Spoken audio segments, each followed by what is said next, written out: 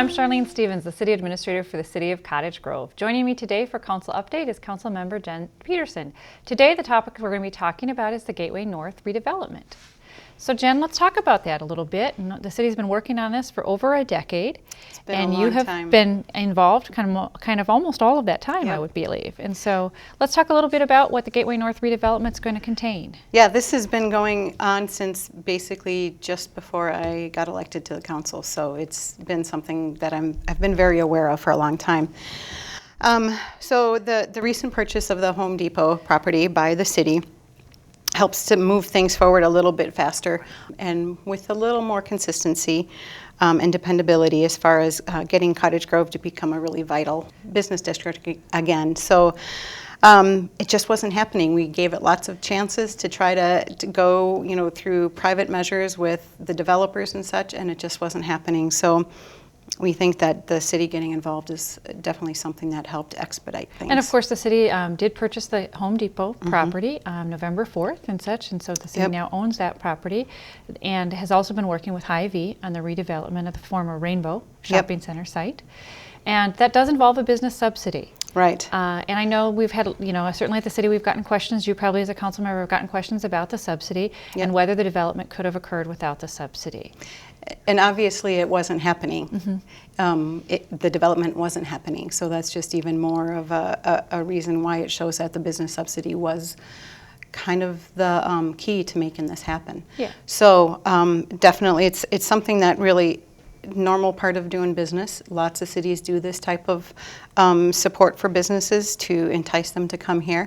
And it's the choice was, do we sit around and wait for it to happen on its own, which we had already done for almost 10 years, or do we try to give it a little kickstart by doing the subsidy? And so that is definitely what happened. And the plan is to move forward. And so that's just part of doing business, and that's one of the big things that we had been hearing about from people in the community is we want this business, we want that business. We're sick and tired of seeing Home Depot empty, and it's like, yeah, we get it. And in order to make that happen, we're going to And it's a vital entranceway into our community, and so part of it is also just revitalizing that entrance to our community and showing that we're a vibrant, growing community and a thriving community by seeing that redeveloped. And I think one of the positives is also that we were able to move up the timetable a little bit with the Hy-Vee construction and the opening. The time frame now is that construction would begin as early as demolition as early as May of 2016. Right. And we would be hoping for a grand opening in 2017. Fall of 2017, yeah.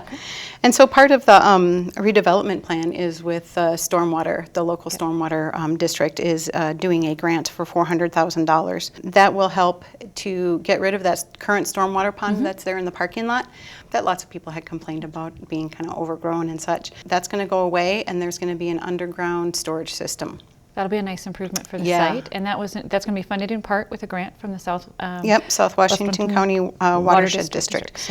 And so that's $400,000, and that will really help. And that's not just for the water on that property. It's for kind of a It serves a larger area. Yeah, much larger in that area.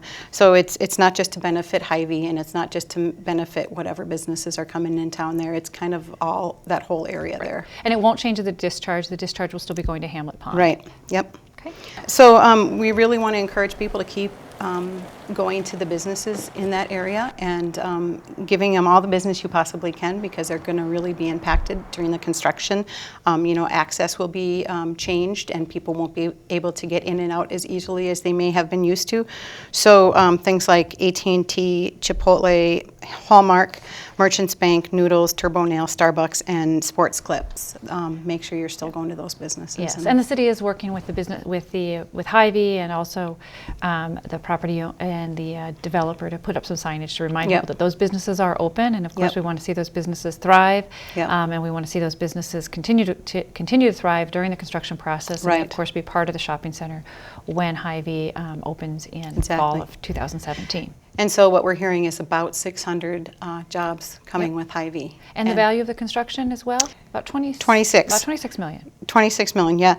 And so, and some of the jobs, not all the jobs are going to be full-time, and we know that. Some are part-time and some are full-time. And So, and what's really neat about Hy-Vee is it's a employee-owned business. So it's a great business. And Great They're opportunities. doing well in Oakdale. I encourage people to go check it out. Yep, and we're very excited about this for Cottage Grove, and it's going to be a great amenity to our community. And so for more information about this, you can contact Cottage Grove City Hall or go to the city's website. Thank you, Councilmember Peterson.